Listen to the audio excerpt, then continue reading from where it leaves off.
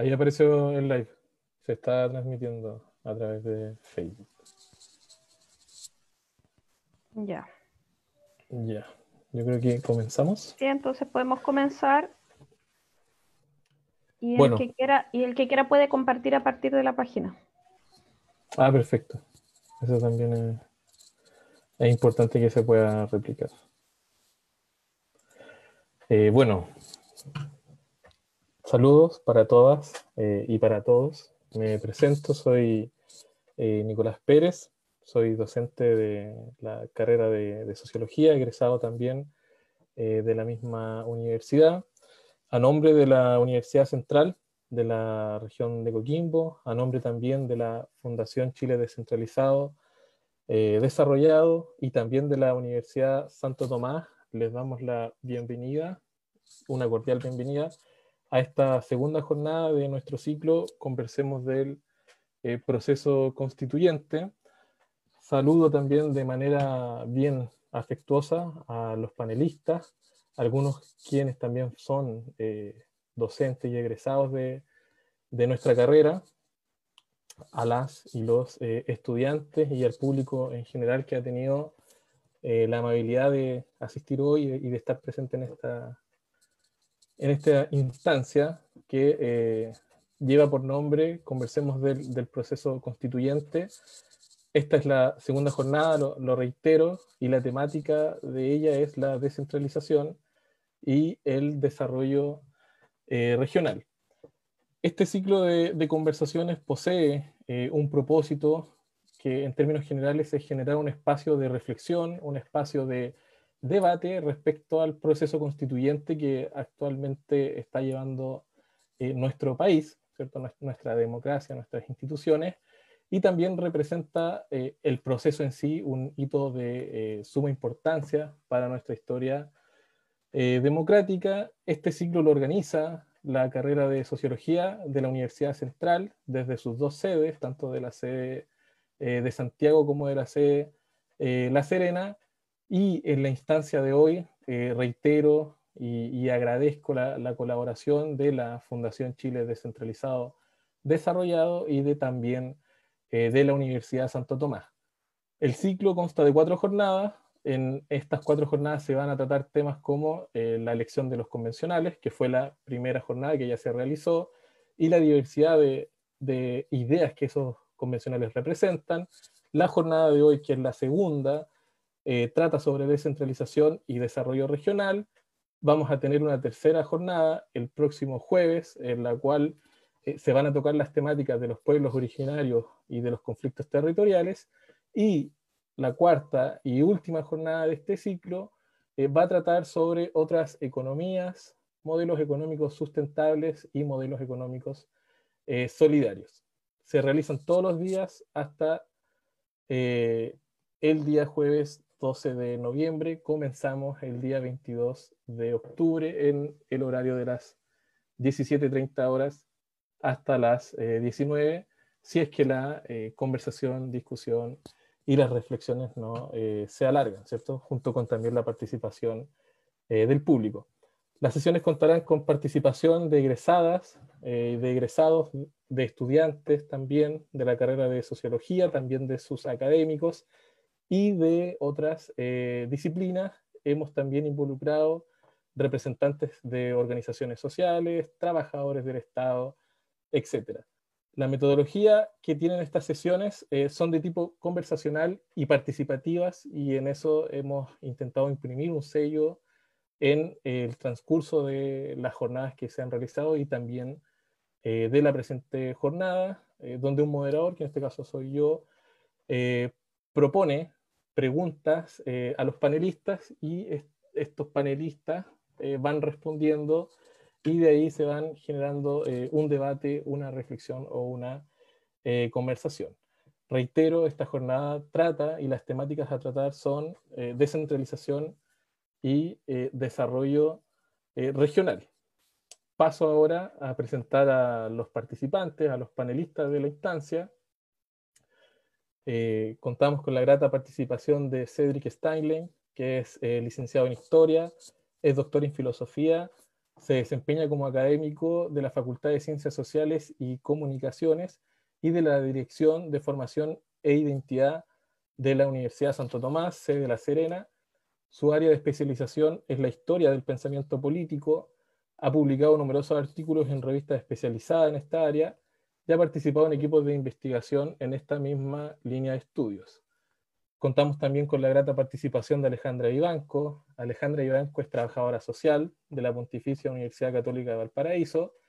Luego de haber trabajado durante 8 años dirigiendo políticas sociales en la región de Coquimbo, efectúa estudios de posgrado y profundiza con esto sus conocimientos científicos metodológicos, ampliando la comprensión de la realidad sociopolítica desde otros horizontes epistémicos.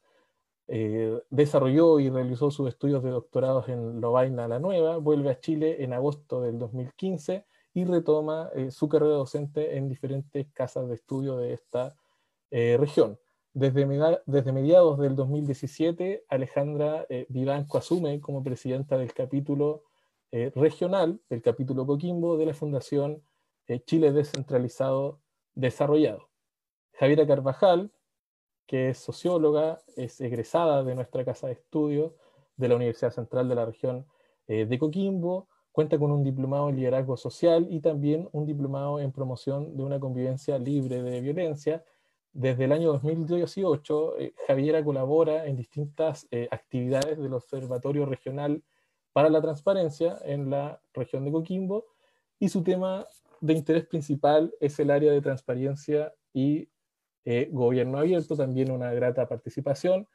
Andrés Kogan, o Kogan, en realidad no podría ahí sugerirme la pronunciación, es sociólogo, es diplomado en educación para el desarrollo sustentable, es magíster en comunicación y cultura contemporánea, posee también cursos de doctorado en estudios sociales de América Latina, integrante de Revista Iberoamericana Social y director del Observatorio Plurinacional de Aguas. Actualmente Andrés está trabajando en la Municipalidad de Lo Prado. Y además contamos con la grata participación de Gabriel Rodríguez. Gabriel es doctor en Sociología por la Universidad Alberto Hurtado, es magíster en Investigación, Gestión y Desarrollo Local de la Universidad Complutense de Madrid y es sociólogo de la Universidad de Chile. Gabriel Rodríguez es profesor de Sociología de la Universidad Central, tiene una amplia experiencia en agencias internacionales y también en organismos internacionales en campos asociados al desarrollo regional y local, territorial, además del diseño de estrategias participativas en investigación y en planificación. Los dejo ahora con una introducción a la temática de la descentralización y el desarrollo regional que nos va a ofrecer Gabriel Rodríguez, y aprovecho de agradecer también su intro. Tienes la palabra, Gabriel. Gracias, Nicolás. Saludo a todos los colegas panelistas y los que están conectados a esta actividad, a esta conversación, bien descrita por Nicolás ya, y los que se puedan sumar. Bueno, voy a intentar sintetizar un tema que, tal como decía Nicolás, no es la burocracia del currículum, ¿no? Sino que yo hace muchos años he estado vinculado a estos temas, y solo quiero partir diciendo que antes de octubre del 2019 yo ironizaba en conversaciones formales, más informales, ¿cierto?, respecto a la posibilidad de solucionar varias tramas, problemas del desarrollo regional y territorial con un rediseño constitucional. Ironizaba diciendo que eso era humo, ¿no?, que eso era utópico, que atendiendo a la tradición autoritaria y centralista de Chile y de América Latina en general, resolver problemas que voy a tratar de sintetizar ahora parecía bastante difícil. Así que estoy muy entusiasmado, ojalá que arribemos a un buen puerto, y por eso estoy bien implicado en que estas conversaciones y las que vengan se multipliquen, ¿no? Voy a intentar compartir entonces este breve guión simplemente para que, no sé si lo ven ahí. Sí, sí lo vemos, Gabriel. Muy bien. Para que nos sintonicemos, ¿no? Mi idea, más que marcar algunos puntos, es que entremos en una sintonía para el intercambio que va a moderar Nicolás. Bueno, voy a intentar en general ensayar una relación entre el proceso descentralizador que estábamos observando en Chile hasta octubre del año pasado, ¿cierto? Con un proceso constituyente que quizás ya lo sabemos, pero para no dar nada por obvio, ¿no? Es inédito en nuestro país donde han primado solo 3 constituciones que han sido consecuencia a su vez de 3 dribles militares, ¿no? Estamos lejos de ser un pueblo que haya deliberado sobre las reglas básicas del juego y que sobre esa deliberación haya construido su institucionalidad, ¿no? Es un proceso bastante importante, creo yo, el que vamos a vivir. Y vamos, una de las derivadas más difíciles de remover, incluso más singulares del Estado-nación chileno con el resto de América Latina, ha sido la eficiencia de las políticas de descentralización, la autonomía territorial y todo lo que eso representa como un insumo para el desarrollo, el crecimiento y el bienestar. Así que es un modo de ensayo muy breve para que lo problematicemos. Hay que entender primero la descentralización en varias, podríamos hablar de varias dimensiones, pero hay 2 fundamentales. Una es la política institucional, digamos, que no es casualidad que se haya iniciado como objeto de interés para la teoría social y la teoría política, con el gran libro de Alex de Tocqueville, ¿no? La democracia en América, cuando la Revolución Francesa, digamos, que quiere aprender de la experiencia de la Unión Americana, y nada más y nada menos de la construcción del federalismo, ¿no? Estamos viendo las elecciones y todas sus paradojas y diferencias con la tradición burocrática española, de la cual no somos parte, donde los territorios tienen un nivel de autonomía inconmensurablemente distinto al nuestro. Una segunda dimensión ligada también a las empresas, a la creación de valor y a las estrategias económicas, tiene que ver con las economías de escala, ¿no? La eficiencia. Organizaciones estatales, organizaciones de interés público, ¿no? También van descubriendo en los últimos 2 siglos, ¿cierto? Que la descentralización de su producción, de sus estrategias de marketing, de relacionamiento con usuarios, también tiene beneficios tangibles y pasa a ser siempre entonces, y de hecho esta es la dimensión que sigue primando en la perspectiva que los amigos economistas tienen de estos problemas, ¿no? Es un fenómeno que si bien partió ahí con sus consecuencias, yo diría que es de una incorporación reciente en la perspectiva larga, ¿no? A los debates técnicos políticos. ¿Sí? Bueno, ahí hay una máxima bien intuitiva, ¿no? Aprovecho ahí de recomendar para los que quieran profundizar en eso al gran profesor Sergio Baciel. Al final, los niveles de descentralización, ¿cierto?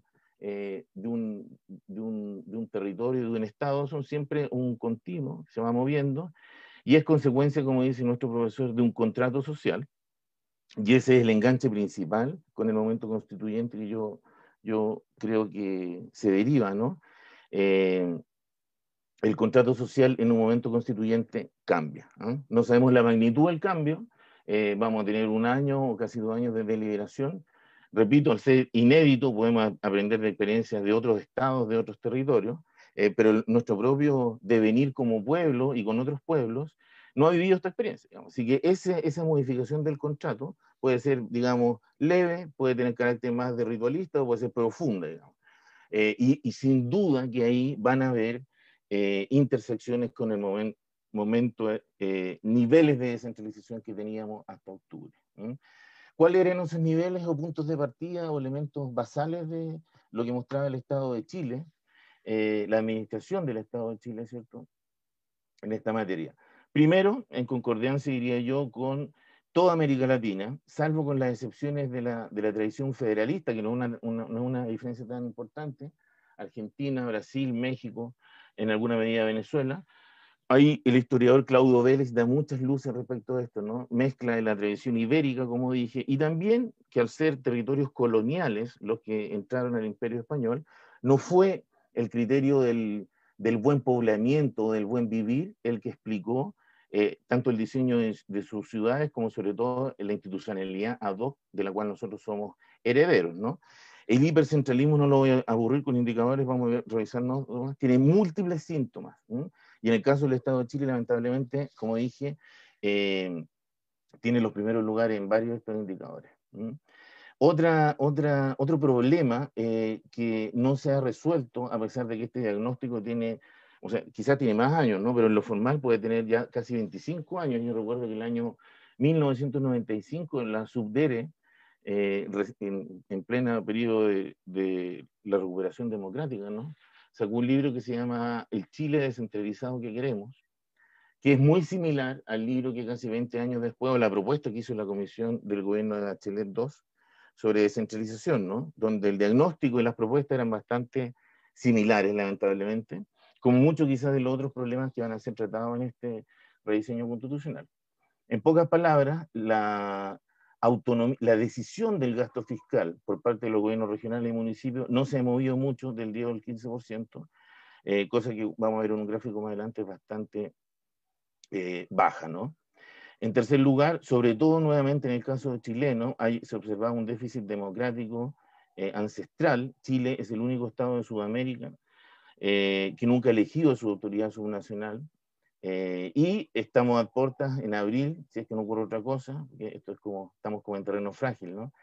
Debiésemos elegir a esos gobernadores regionales que aunque nos llegan, ¿cierto? Con una, vamos a decirlo, perdónenme lo coloquial, a la chilena, ¿no? Porque no llega desbordando y mejorando la figura del intendente. Llega conviviendo con el delegado regional que, para decirlo simple, está lleno de contradicciones respecto a sus funciones y su discrecionalidad. ¿Ah? Pero yo diría, mejor que llegue a que no llegue, ¿no? Va a ser una transición difícil, compleja, llena de piedras en el camino, pero va a haber una pequeña superación ahí, una puesta al día, ¿no? En el caso del Estado de Chile hay un gran problema que yo creo que ya está siendo discutido en base a las listas, como a la lista que se van a ir incorporando por aquí a los convencionales sobre el domicilio, ¿no?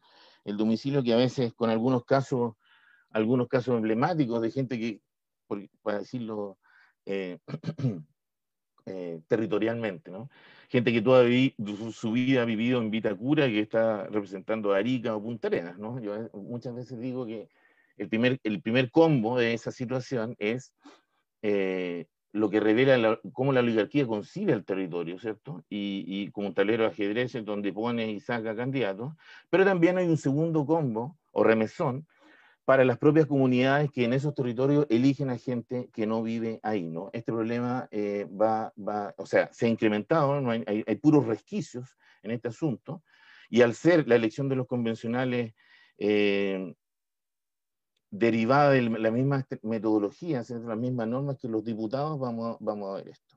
Estábamos también en un proceso de incipientes transferencias de competencias, como les dije yo, a nivel financiero poco.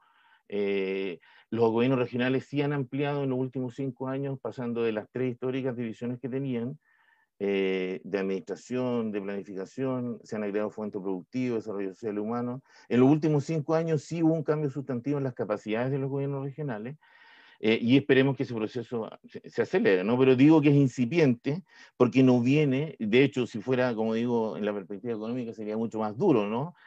No viene acompañado de un rediseño institucional, el aparato desconcentrado del Estado sigue siendo dominante en este asunto, ni de un rediseño presupuestario.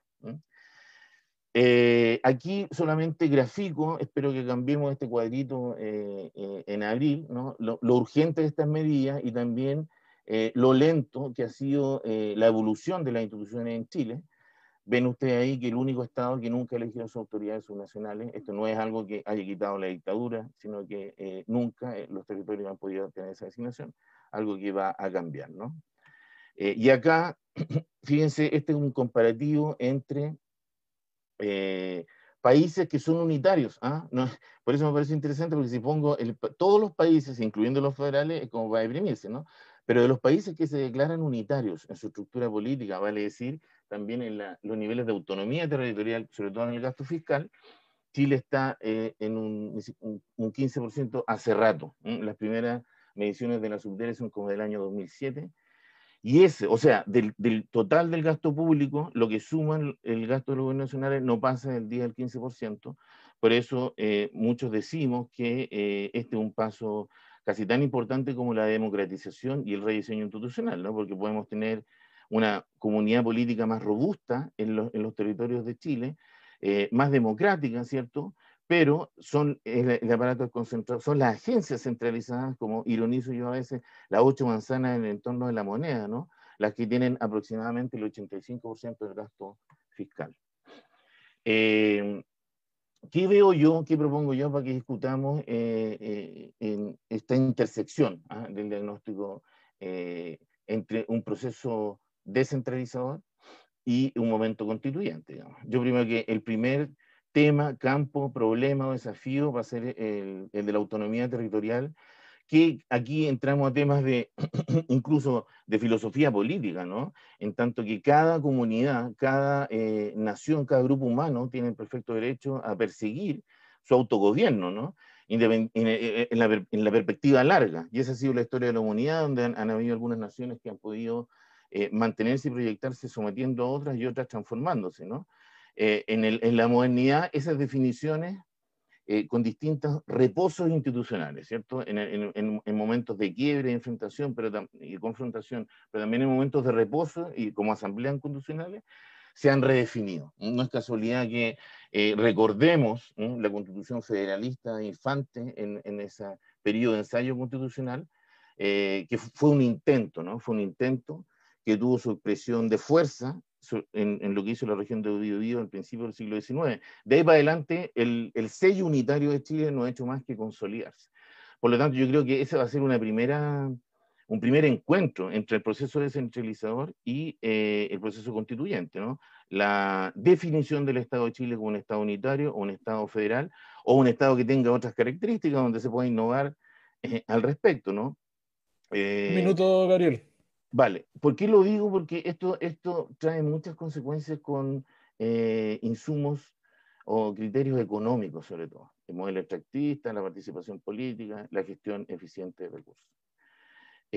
Otra idea que va a ser muy profundamente cuestionada es la unidad nacional, la plurinacionalidad, derivada de procesos internos, latinoamericanos y globales, como el cosmopolitismo, la interculturalidad, cómo vamos a dialogar con las primeras naciones, ¿no? Eso que está muy en boga va a ser sin duda algo que va a afectar a esto.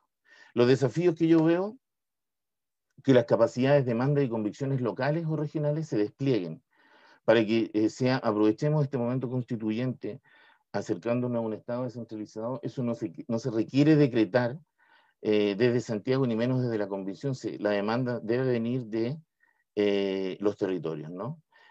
La convención debe estar vinculada a estos equipos y como indicadores duros, yo diría el incremento del gasto estatal, como lo dije hace un momento, urgente, y el rediseño de la institucionalidad estatal con más pertinencia y menos homogeneidad de la que tenemos ahora. Esa es la síntesis, colegas, que quería compartir para iniciar. Gracias, Nicolás. Bueno, muchas gracias por tus palabras, Gabriel, por tu introducción también, bien esclarecedora y ofrece además una buena guía para llevar la discusión. Así que te reitero mis agradecimientos por esta introducción. Bueno, ahora voy a plantear la primera pregunta que va a orientar el debate entre los participantes, entre los panelistas. Les voy a ir dando la palabra a cada uno y cada una de ellos y ellas. Cuentan entre 3 a 5 minutos por participante para responder, y la pregunta es la siguiente.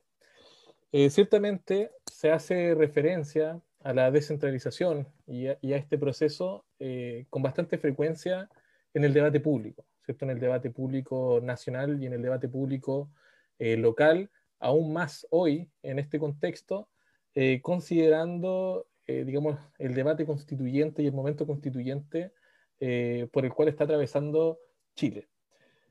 Y en ese mismo contexto, ¿qué sentido adquiere este concepto, ¿cierto?, de descentralización, y por qué es importante el proceso, ¿cierto? Y por qué es importante también discutir un Estado descentralizado para el nuevo orden constitucional, pensando evidentemente en cómo este proceso, ¿cierto?, en tanto también como concepto, influye en la resolución de ciertas problemáticas en la vida cotidiana de la gente. Les pido por favor que muteen los micrófonos. El orden de respuestas es el siguiente. Primero, Cedric, Alejandra, Javiera, Andrés y Gabriel. Tiene la palabra Cedric Steinle. Hola Nicolás, una consulta es 3 a 4 minutos por pregunta o en total. Por intervención, por pregunta. Ok, En tu caso son 3 a 5 minutos. 5 minutos, ok. Sí. Bueno, primero buenas tardes a todos y todas. Agradezco a la carrera de Sociología de la UCEN por la invitación a participar de este conversatorio, en especial a la directora de carrera de la región de Coquimbo, Liliana Manzano, y al profesor de la misma carrera, Nicolás Pérez.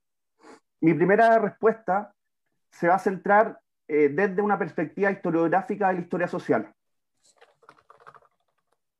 El centralismo político, social y económico en Chile es un fenómeno que tiene una relación directa con nuestra historia constitucional.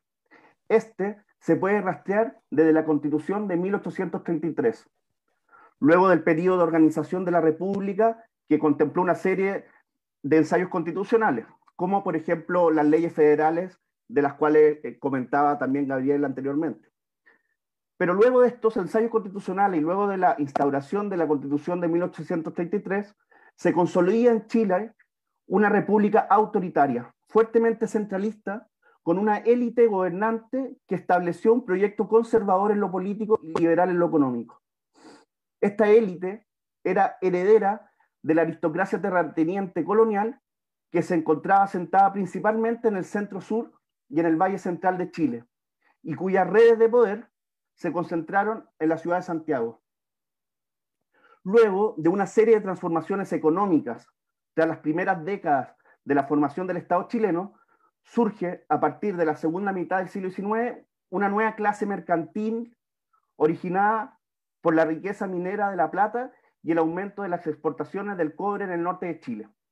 Por ejemplo, acá en La Serena hay dos familias que son súper representativas de esa nueva clase mercantil del siglo XIX, que fue la familia Subercaseaux y la familia Edwards, pero que rápidamente, una vez que hacen su fortuna, se van al Valle Central y se emparentan con la antigua aristocracia terrateniente. Surge en este sentido una clase que combina tanto características burguesas como características de la antigua aristocracia. Sin embargo, hasta aproximadamente 1920, esta oligarquía con rasgos burgueses y mercantiles se va a mantener en el poder sin contrapeso. Esta élite centralista se va a mantener en el poder hasta al menos la década de 1920, cuando se produce una crisis de legitimidad y representatividad de esta, principalmente debido a los excesos de la República Parlamentaria y los temas que venían relacionados con lo que se llamó la cuestión social. Las transformaciones políticas a partir de 1920 marcan un momento de inflexión gracias a reformas sociales y la participación política de clases medias y populares, pero incluso la promulgación de la Constitución de 1925 por Alessandri no significó un cambio profundo en las estructuras de poder hegemonizadas por la oligarquía. Si bien luego de la Constitución del 25 y principalmente a partir de 1938 con los frentes populares accede al poder una clase media, una clase de burócratas mesocrática, el poder de estos grupos oligárquicos se mantiene. Van a sufrir algunos cambios, por ejemplo, dejan quizá ese énfasis centrado en la tierra y se traspasa a un énfasis más, digamos, desarrollista e industrializador, pero siguen manteniendo su cuota de poder y obviamente que es centrado en la ciudad de Santiago. La Constitución de 1980 va a mantener y va a exacerbar el predominio de ese centralismo consagrado en el artículo 3, que da el carácter unitario al Estado de Chile y estableciendo las bases de un Estado subsidiario que ha intensificado la concentración económica en unos grupos económicos cuyas oficinas centrales y directorios se encuentran establecidos en 2 o 3 comunas de Santiago. Además de eso, hay varios estudios que son de tipo sociológico, que seguramente acá los colegas y las colegas deben conocer, que muchos de estos directorios justamente son conformados por hombres de 5, 6 o 7 colegios de élite de estas comunas, y finalmente son los que van a seguir concentrando el poder político, social y económico hasta el día de hoy. Con esto me gustaría responder a la primera pregunta desde una perspectiva histórica, de una perspectiva de la historia social, y en la segunda pregunta me gustaría ya más profundizar desde una perspectiva de los desafíos de la Convención Constitucional y este proceso constituyente que se abrió el 25 de octubre. Eso, muchas gracias. Muchas gracias, Cedric, por tu presentación, por tu contextualización histórica, rigurosa y bien documentada. Tiene la palabra ahora Alejandra Vivanco. Cedric es profesor de Trabajo Social de la Universidad Santo Tomás, y ahora tiene la palabra Alejandra Vivanco, quien es presidenta del capítulo regional de Coquimbo de la Fundación Chile Descentralizado Desarrollado. Muchas gracias, Nicolás. Muy buenas tardes a todos y todas. Bueno, y también reconocer esta triple camiseta que en este caso tengo como docente en psicología en la Universidad Central y también en trabajo social en la Santo Tomás.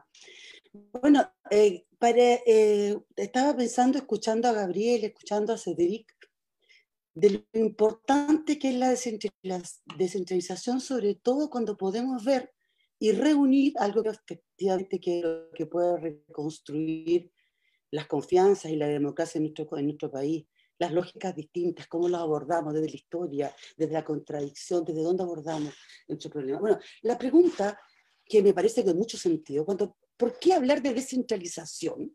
¿Es importante discutir del Estado, centralización en un nuevo orden constitucional? Y mi primera respuesta, y no lo podría ser distinta desde la Fundación y también desde mi disciplina, es fundamental. La descentralización, y según todas las estadísticas que podemos encontrar, reproduce la pobreza estructural de nuestro país, reproduce las desigualdades, reproduce todas las inequidades en los territorios. Debería ser un debate, sobre todo con un sentido de realidad, partiendo del análisis de las consecuencias del centralismo en los territorios. Consecuencias que desde el mundo de la academia, lo hemos conversado, desde el mundo de las fundaciones, pero la fundación que me corresponde representar es sobre todo grupos de pensadores, académicos, pero donde siempre he tratado de proponer una mirada más desde los territorios, también desde la participación de la gente de a pie, porque es importante que las personas entiendan, para que sea parte, y me encantaría ver en las demandas, me hubiera encantado ver en el estallido social, carteles pidiendo descentralización también, porque afecta directamente a nuestra vida cotidiana. Y que nos convenzámonos también que el centralismo no es un problema técnico, administrativo, como alguna vez vinieron a decirnos en esta región, no teníamos las inteligencias, es un problema político. Hablar del centralismo es un problema político que reproduce problemas de pobreza estructural de nuestro país. El esfuerzo descentralizador requiere una voluntad política. Los gobiernos de turno, y de aquí, como decía Gabriel, en los últimos 25 años, y diría hasta un poquito más atrás, en su mayoría de agendas presidenciales proponían una agenda, un calendario, una política pública centralizadora, y no la cumplieron.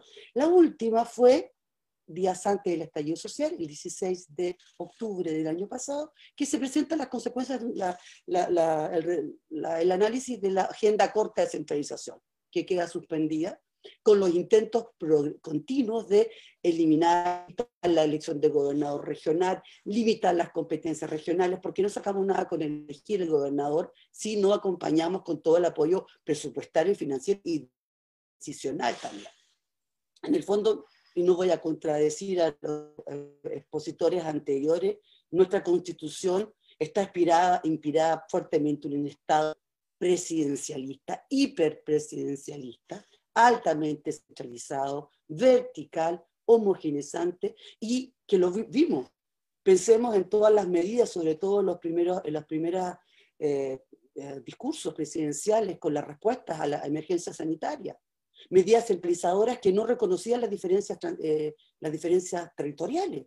En nuestra región se tomaban medidas de aislamiento social sin considerar que en la región de Coquimbo hay un 30% de las familias que genera procesos migratorios por motivos laborales a la zona minera. O sea, no lo conocen. toma las decisiones a nivel central desconociendo la realidad territorial. Porque yo creo que uno de los primeros grandes pecados es creer que uno tiene la lectura de toda la sociedad desde las 5 cuadras alrededor de la moneda que decía Gabriel. Es importante entonces adoptar definiciones clave, pero de un orden político. Estamos hablando de una discusión sobre el poder, sobre el Estado que queremos, rediseñar instituciones a través de las cuales nuestras sociedades cada vez más plurales y que piden reconstruir nuevas institucionalidades, nuevas confianzas, reconozcan estas contradicciones y adoptemos, como lo veremos en la segunda pregunta, decisiones a vez más legítimas. Y para mí la legitimación y para la fundación tiene que ver con que estas decisiones sean a nivel territorial, a nivel subnacional, a nivel local, donde podamos establecer límites al poder del Estado centralista y donde podamos impulsar de manera participativa tomas de decisiones donde respetemos los derechos de los ciudadanos y ciudadanas de nuestro país. ¿Cómo? Potenciando una participación ciudadana en las regiones, reconociendo que las regiones tampoco somos, no podemos pensar que somos homogéneas tampoco. Nuestra región de Coquimbo, y aquí hablo desde la casa, ¿no es cierto?, parte de casa, tenemos también cierto centralismo. Yo tengo familia en el Choapa y no se reconocen con la misma nivel de poder que tiene La Serena y Coquimbo, o Valle, un poco más, gracias a las últimas carreteras. Gracias. Y lo importante en el fondo, reconociendo con esta participación ciudadana, poder formular políticas sectoriales de las regiones. Cuando un ciudadano de a pie me pregunta, ¿pero por qué es importante hablar de centralismo? Porque no se construye un nuevo puente entre las compañías y La Serena, donde sabemos, los que vivimos acá, los grandes problemas de tráfico que hay, porque la decisión presupuestaria está en Santiago. Eso, Nico. Gracias. Muchas gracias, Alejandra. Nos esclareciste y también nos invitaste a reflexionar sobre la descentralización y, digamos, esto como materia de poder, donde la sociedad, a través de mecanismos de participación, también tiene mucho que decir. Así que te agradecemos por eso. Tiene la palabra ahora Javiera Carvajal, quien es egresada de Sociología de la Universidad Central, para que pueda hacer su argumentación. Bueno, respondiendo a la pregunta 1, primero decir que el concepto de descentralización en la Constitución del 80 tiene un sentido ideológico. Como menciona Montesino en algunos de sus textos, la idea de la Constitución vigente era alcanzar un Estado unitario, subsidiario y neoliberal, y para eso se consideraba necesario transferir las capacidades administrativas a las municipalidades, por lo que se promovió que el Estado se desprendiera de las funciones esenciales como la salud y la educación, traspasando estas funciones a los gobiernos locales. Para que esto fuera posible, se requería entonces de una eficiente administración local, pero no necesariamente de un gobierno local empoderado y mucho menos legitimado por la ciudadanía. Ya el retorno de la democracia, o la supuesta democracia del gobierno de Elwin, el sentido de la descentralización no cambió mucho, sino más bien se consolidó que los municipios tuviesen un rol de administraciones locales, por lo que se fortaleció un Estado liberador de funciones administrativas en gobiernos subnacionales. Ahora bien, pese a que en las últimas décadas, para ser más precisa, en los últimos 20 años, se ha avanzado en la descentralización, en la actualidad, por lo menos, yo creo que se evidencian 2 grandes problemas, que espero, obviamente, que en el proceso constituyente se logren resolver o al menos mitigar su impacto. 1, las desigualdades territoriales, y 2, la falta de profundización de la democracia regional o local. La desigualdad territorial entre las grandes urbes y los municipios rurales y periféricos sigue siendo abismal, tanto en la generación de ingresos propios como en las capacidades administrativas necesarias para enfrentar las responsabilidades que trae la descentralización. Entonces, ¿cómo superar las desigualdades territoriales? Primero hay que entender que esta tarea solo se va a lograr con la participación de los territorios, como decía la profesora Vivanco, pues el centralismo actual bloquea el desarrollo de esto. Por lo tanto, las soluciones que se generen a partir de la nueva Constitución para esta problemática deben ser territorialmente cercanas, porque no hay duda que mientras más descentralizado el poder, mejor se va a contribuir, se va a contribuir mejor a una democracia. un actor esencial que se identifica para el mejoramiento de la vida pública de un territorio es el gobierno municipal. Entonces, por lo que es necesario aprovechar al máximo las ventajas de la proximidad administrativa y establecer mecanismos de colaboración activa entre el gobierno y las comunidades del territorio. ¿Por qué? Porque así se consolida una gobernanza democrática participativa que permita desarrollar proyectos de interés común. Por otra parte, como dije recién, la nueva Constitución tiene que poner el foco en que las municipalidades y las regiones se les otorgue un carácter de gobierno, porque si lo pensamos, por ahora solamente administran, pero no gobiernan, que es lo que decía Gabriel Rodríguez al principio. Por ende, la oportunidad de incidir activamente en la superación de las desigualdades territoriales se reduce significativamente, sumado a que sus representantes se ven limitados tanto por sus recursos como por sus atribuciones. Por lo tanto, la democracia representativa a escala regional no tiene contrapesos sociales ni mecanismos democráticos de salida ante las tensiones o los conflictos que se representen en el territorio. En lo personal, espero que con la elección de los gobernadores regionales, que se aplazó para el 2021, hay una mejor representación política, porque sería un avance en materia de regionalización en cuanto a la representatividad y legitimidad de quien se supone que va a abogar por las necesidades que se generen en el territorio. Ahora, como para ir cerrando ya el tema, el proceso constituyente representa sin duda una oportunidad para redefinir la descentralización de un sentido transformador. Entonces, para que esto sea posible, es necesario que exista un mínimo de consenso sobre los problemas regionales que queremos resolver con la Constitución. Desigualdades territoriales y fragilidad de la democracia regional son problemas a los cuales la nueva Constitución podría contribuir a un diseño descentralizado y que vaya de la mano con los municipios que puedan gobernar y no solo administrar. Para esto, se requiere que el proceso constitucional incorpore un cambio de lógica de un Estado centralizado, como lo han mencionado los expositores recién, a un Estado que sea descentralizado con el poder en las regiones y en los territorios. Solo eso. Gracias. Muchas gracias, Javiera. Te agradecemos por tu exposición. Y Javiera también nos trae a acción un debate importante.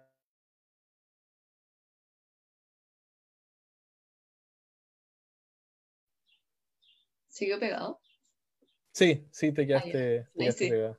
Ahí sí. No, tú te sobre la propia naturaleza del régimen político, que es un debate también bastante interesante, de larga data, ¿cierto?, entre las democracias representativas y las democracias participativas y también directas. Tiene la palabra ahora Andrés Kogan, director del Observatorio Plurinacional de Aguas y egresado de Sociología de la Universidad Central en la sede de Santiago.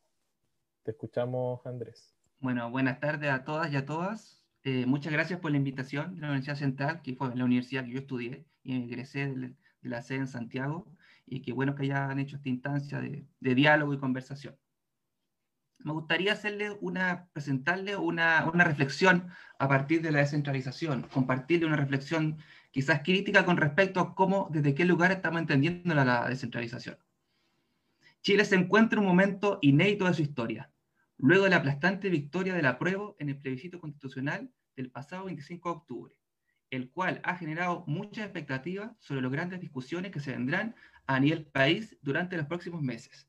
Una de esas discusiones hace referencia a la necesidad de una profunda descentralización del Estado unitario de Chile, el cual ha sido una demanda impulsada por distintos sectores provenientes de la sociedad civil y de también partidos políticos.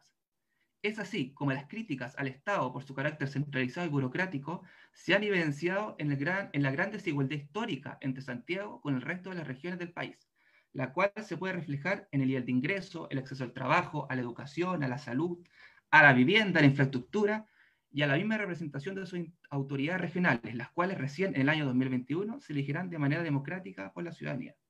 No obstante a esto, si bien uno puede estar de acuerdo con la crítica que se hace con respecto a que la toma de decisiones ha estado históricamente en Santiago de manera hiperpresidencialista además, esta se hace completamente insuficiente en la medida que no se plantea explícitamente desde qué lugar ideológico estamos entendiendo la descentralización del Estado. Planteo esta inquietud ya que muchos de los sectores que han buscado impulsar en Chile la llamada descentralización desde la década de los 80 en adelante han sido fervientes seguidores del modelo neoliberal impuesto en dictadura y profundizado en democracia por la élite política imperante, a través de un regionalismo de mercado. De ahí que necesariamente la crítica a la descentralización del Estado debe ir acompañada también de una crítica del carácter monocultural, extractivista y privatizador del Estado de Chile, el cual ha usado a los territorios del país como meras fuentes de extracción de recursos naturales para satisfacer las necesidades de las élites. Me parece que si no se plantea de esa forma la crítica, la descentralización del Estado terminará siendo una demanda conservadora de ciertos sectores empresariales y gremiales, lo que podrá derivar finalmente en una mera distribución del poder político y económico entre la élite de Santiago y del resto de las regiones. Ante este escenario, lo que se trata es impulsar una descentralización en donde el Estado cambie no solo administrativamente, dándole más atribuciones a los gobiernos regionales y a los municipios, sino que también su estructura económica y productiva, la cual ha impuesto modelos de desarrollo insostenibles para los distintos territorios, pueblos y comunidades. Por tanto, no basta un Estado descentralizado con gobiernos regionales y municipios fuertes. Si a las grandes empresas extractivas nacionales y transnacionales existentes en el país no se les ponen límites sociales y ambientales claros en las distintas localidades, las cuales son literalmente saqueadas por la megaminería, por el negocio forestal, agroalimentario y también inmobiliario. En otras palabras, se queda corta una descentralización administrativa que sigue reproduciendo un discurso centrado en la inversión privada y en una idea de crecimiento económico ilimitado, sin políticas retributivas ni ecológicas consistentes, ya que está condenada a generar así un Estado subsidiario 2.0. Por el contrario, la descentralización tiene que servirnos para frenar y no para profundizar una concentración de la riqueza brutal en Chile, vinculada principalmente a la venta de materias primas y al despojo territorial para explotar bienes comunes. En síntesis, una descentralización que no plantea explícitamente un Estado plurinacional con derechos sociales universales garantizados, sea educación, salud, vivienda, y declare constitucionalmente los derechos de la naturaleza, como pasa en Ecuador, por ejemplo, corre el riesgo de ser un mero Estado neoliberal, pero de carácter descentralizado. Esa es mi reflexión que las quería compartir para que la podamos conversar entre todas y todos. Muchas gracias, Andrés, por tu reflexión, por tu presentación. Te adelantaste también a la siguiente discusión con respecto al modelo de desarrollo y al grado también de integración que tienen las instituciones políticas con respecto a la forma en que producen o no bienestar. Así que, bueno, muchas gracias por tus comentarios y esta reflexión que acabas de ofrecer. Ahora tiene la palabra Gabriel Rodríguez, que es profesor de Sociología de la Universidad Central en la sede de Santiago. Gracias, Nicolás. Solo quiero marcar algunos puntos de todo lo que he escuchado, ¿no? En poco, para que sigamos el diálogo. Directo, digamos. ¿Ah? Creo que estamos de acuerdo en que el diagnóstico está completamente realizado, ¿cierto? Y como dije, hay un agotamiento técnico-político con estos juicios, ¿no? Ya no podemos seguir con estos niveles de centralización que, como dije, son bastantes. Respecto a lo que dice Andrés en este último punto, considero muy relevante asociar los procesos de descentralización y o de autonomía territorial, ¿cierto? Porque es una doble cara, con los modelos de desarrollo, ¿ya? Esa es una discusión que va a venir. Y ahí el punto, voy a poner el ejemplo del molde Castro, no sé si ustedes lo recuerdan. Si avanzamos en democratización, si avanzamos en prácticas de democracia directa, si abandonamos el patrón nacional de estrategias de creación de valor, nos podemos encontrar con que en muchas localidades el pensamiento alternativo y crítico no es compartido, ¿cierto? Los resultados de las prácticas de democracia directa no necesariamente derivan en emancipación o en un mejor espacio. Hay que tener cuidado con eso. Y entonces hay que avanzar en los dos frentes, porque yo en el fondo estoy absolutamente de acuerdo. Creo que nuestros territorios han sido víctimas del extractivismo, no consecuencia porque seamos tontos, ¿no? Como decía el fiscal Gajardo del caso Penta, somos tontos hasta las 12. Es consecuencia de cómo estos territorios se han insertado en el sistema mundo. ¿Ah? El diagnóstico de Cardoso y Faleto tiene 80 años, ¿ah? Y seguimos perforando la tierra y seguimos generando materias primas, diciendo economías del commodity. Lo interesante de ese agotamiento, y para empalmar con lo que señala Andrés, es que se están produciendo modelos locales en las estrategias de creación de valor que desbordan, que van por el lado de lo institucional. Eso, ojalá que haya un empalme ahí. Tercer punto, lo dijo el profesor Cedric, ¿cierto? Hay un cambio global en este asunto. ¿Ah? La crisis de la democracia representativa nos va a pegar fuerte acá por el tipo de Estado que tenemos. Y eso yo creo que es una oportunidad, y quizás la misma experiencia revolucionaria y constitucional en la que estamos es síntoma de eso, ¿no? El agotamiento era tanto, y el aprendizaje de la sociedad, por suerte, existía, que la cosa ya no tenía ahí borde, ¿no? Eso quisiera compartir, Nicolás, para que sigamos dialogando. Muchas gracias, Gabriel, por tu reflexión, por tus argumentos. Condensaste también de buena forma lo que las y los demás participantes habían anunciado. También le agregaste un poco ahí de pimienta a la discusión, y eso también la vuelve más interesante. Es importante también que se genere esa discusión, ¿cierto? También entre los panelistas y entre las perspectivas que cada uno de ellos pueda tener, ¿cierto? Defender ciertas posiciones. Ahora voy a dar paso a leer una pregunta del público. La idea es que mantengamos el orden. También les voy a ir dando la palabra para ordenar un poco la discusión. Así que paso a leer. Esta pregunta es de Rafael. Rafael, bueno, nos saluda. Hola, buenas tardes. Y Rafael pregunta, ¿qué dispositivos consideramos necesarios para romper la lógica de ordenamiento territorial, cultural, centro-periferia? Y argumenta que cuando uno interviene en regiones recibe la crítica que Santiago es Chile. Sin embargo, es la misma crítica que hacen las comunas sobre las capitales regionales. ¿Es posible, entonces, dice Rafael, instalar en Chile lógicas policentrales para ponderar la ejecución del poder entre los distintos centros? Es decir, el centralismo que también tiene una expresión en las propias regiones. Tienes la palabra, Cedric.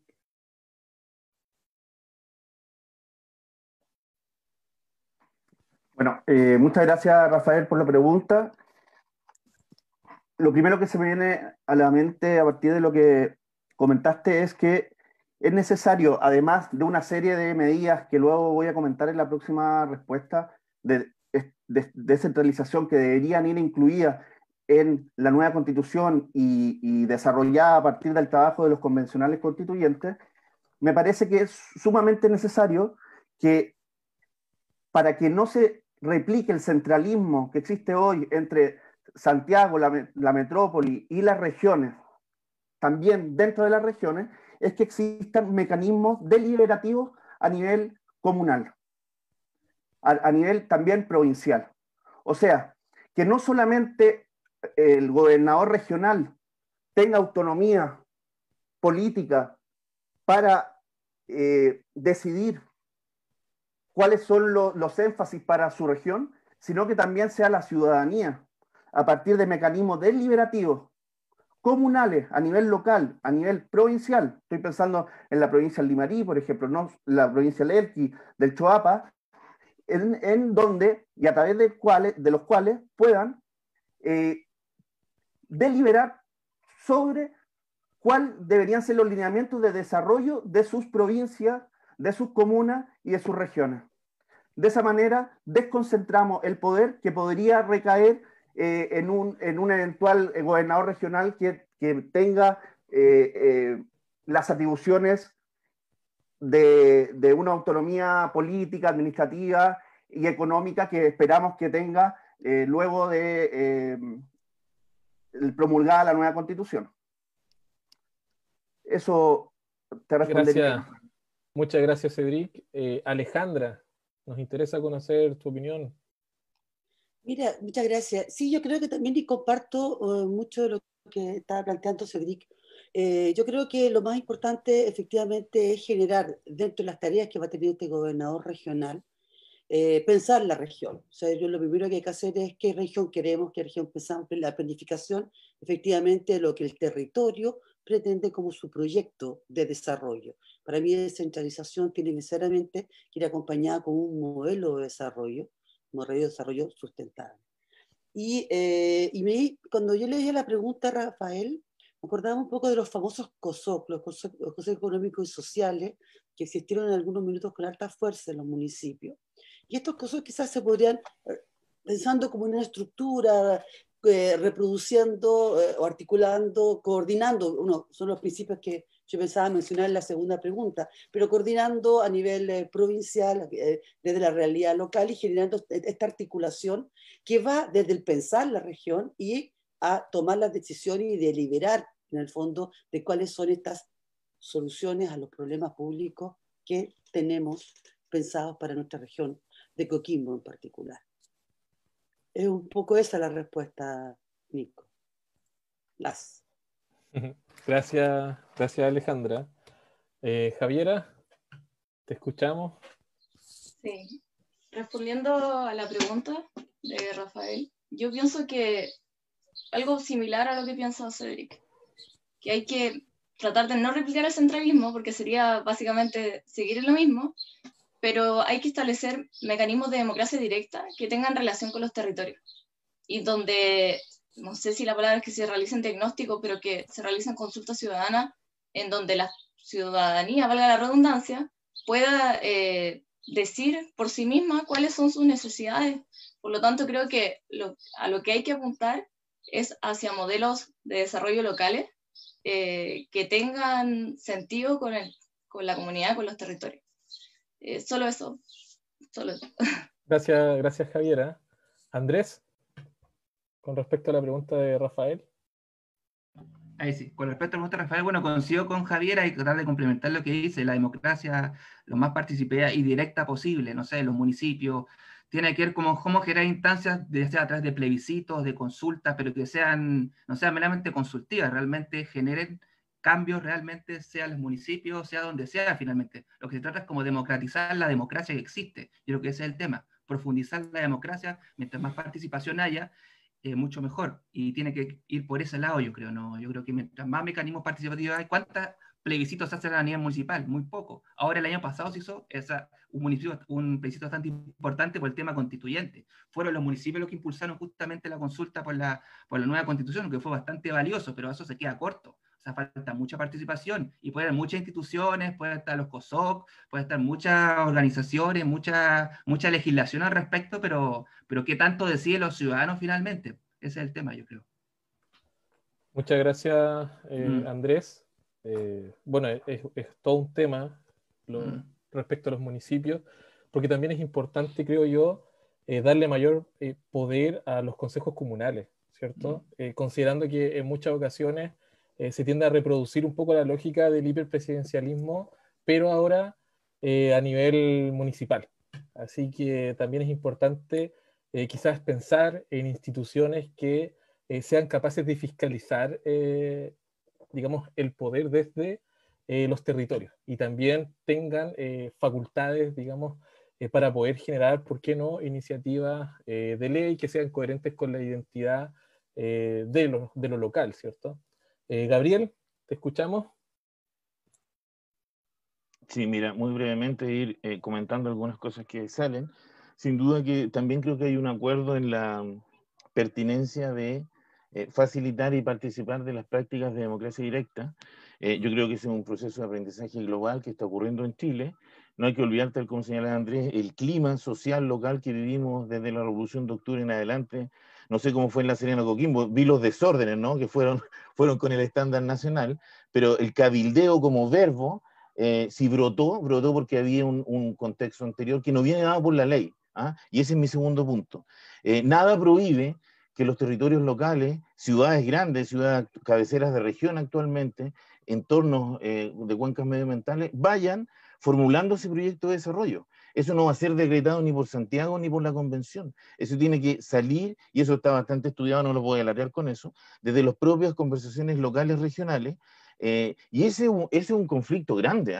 Ese, no sé si se va a resolver con la Constitución, porque eso tiene que ver con las estrategias de creación de valor, la propiedad, y al final con el sentido de la cosmovisión, digamos, porque, por ejemplo, lo que señala Alejandra Ibanco y el espíritu de lo que dice Andrés, yo lo comparto plenamente. Quisiera una América Latina, un Chile más sustentable, menos entregado al capitalismo internacional global, ¿cierto?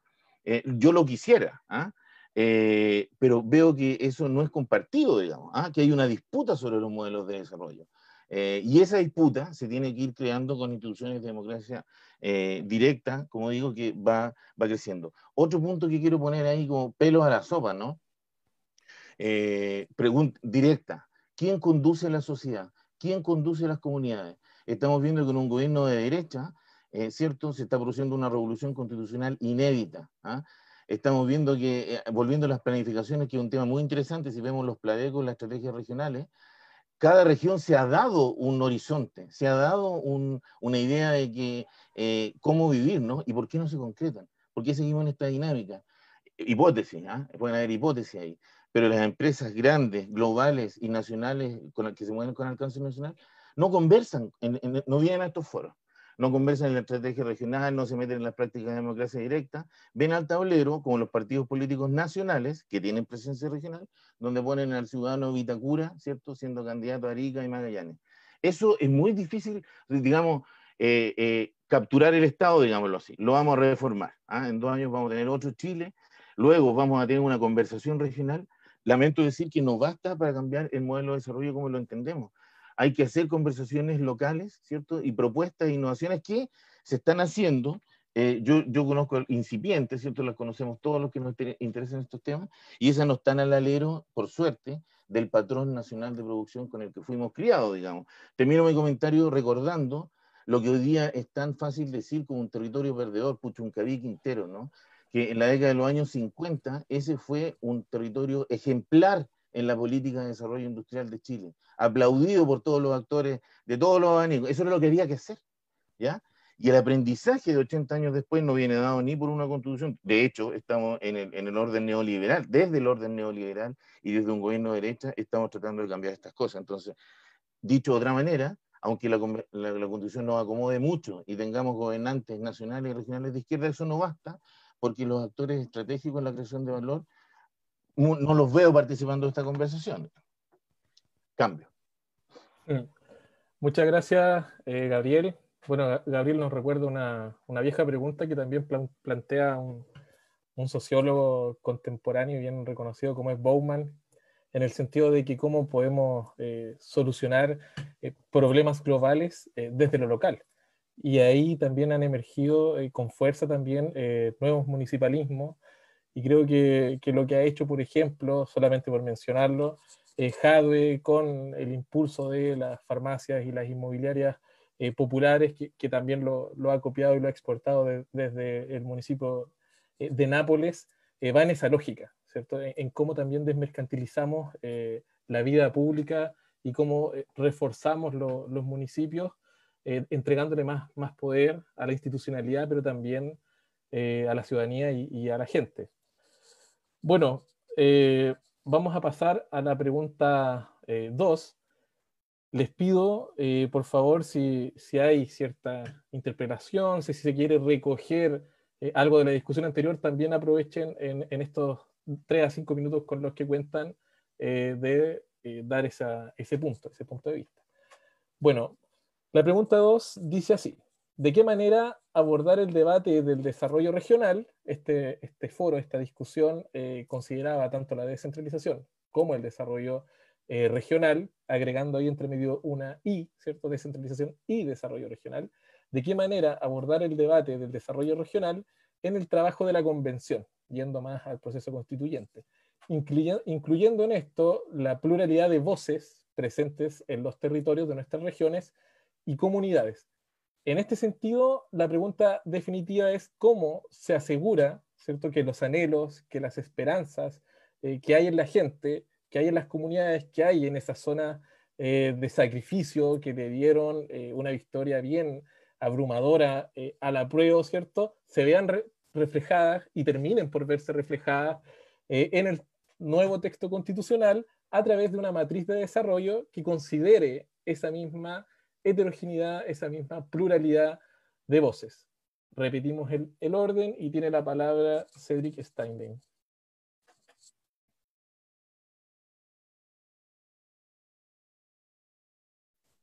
Bueno, muchas gracias, Nicolás, por la pregunta.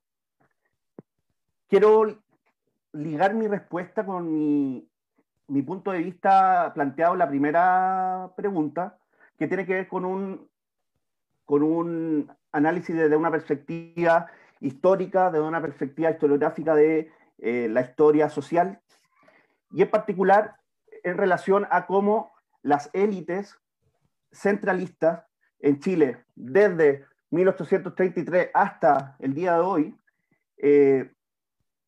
han mantenido el poder desde una perspectiva centralizada, y de qué manera podemos, a través de la nueva constitución, particularmente a través del trabajo de los convencionales constituyentes en la Convención Constitucional, establecer una serie de medidas que posibiliten un cambio en el tipo de Estado que tenemos, que es un Estado centralista, un Estado descentralizado. ¿Ok? En ese sentido, me parece súper interesante analizar los resultados del plebiscito para una nueva constitución del 25 de octubre del 2020. Estos resultados nos muestran de manera inequívoca, me parece, la realidad centralista y de concentración del poder político, económico y social de nuestro país, donde la opción a favor del rechazo de una nueva constitución se impuso solo en 5 comunas en todo Chile, y 3 de las comunas que optaron mayoritariamente por la opción rechazo, Las Condes, Lo Barnechea y Vitacura, justamente son aquellas en donde se encuentra concentrado el poder político y económico que domina hegemónicamente al Estado de Chile. Y es esa misma élite, me parece, la que se niega a desconcentrar el poder que ha mantenido históricamente a través de relaciones sociales, económicas y políticas que mencionamos en la respuesta número 1. Según nuestro punto de vista, las y los convencionales constituyentes deben impulsar una agenda de descentralización real del poder político y económico en Chile, para que nuestro país pueda abandonar la condición de un Estado unitario y centralista. Algunas de las propuestas que deben contemplarse en la Convención Constitucional para transformarnos en un país descentralizado y también desarrollado son las siguientes. Primero, que en la redacción de la nueva Constitución se propicie que la elección democrática de las autoridades regionales deben ir acompañadas de facultades que le permitan avanzar en mecanismos que posibiliten planificar y gestionar la política de sus territorios desde una perspectiva local.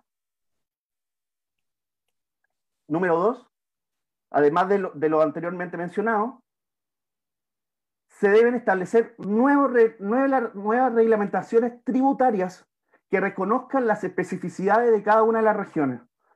En este momento, me parece que uno de los problemas más grandes que tiene Chile y el modelo de desarrollo chileno en relación a su centralismo es justamente que las grandes empresas en Chile que concentran el poder económico del país tributan en 2 o 3 comunas de Santiago, y luego de manera centralizada esto se distribuye en las demás regiones. Me parece que es sumamente relevante que las empresas de cada región tengan sus oficinas centrales, estas grandes empresas, estos grandes capitales tengan sus oficinas centrales y sus directorios en regiones, y los tributos queden en regiones y de ahí se distribuyan de manera razonable dentro de las regiones, y si es necesario también tener políticas solidarias de unas regiones con otras, también se puede establecer mecanismos en ese sentido. Y el tercer punto es la aplicación de mecanismos deliberativos que promuevan la participación de la ciudadanía en lo referente a las estrategias de desarrollo regional. Esto tiene que ver un poco con la pregunta que hacía Rafael, y aquí es un punto que yo había pensado para responder esta pregunta de este evento, justamente va en esa línea, que a nivel local, municipal, y tiene que ver con las teorías políticas del municipalismo que comentaba Nicolás, la ciudadanía pueda tener mecanismos para poder elegir las estrategias de desarrollo regional, comunal, local. Eso me parece fundamental para desconcentrar el poder político en la nueva Constitución.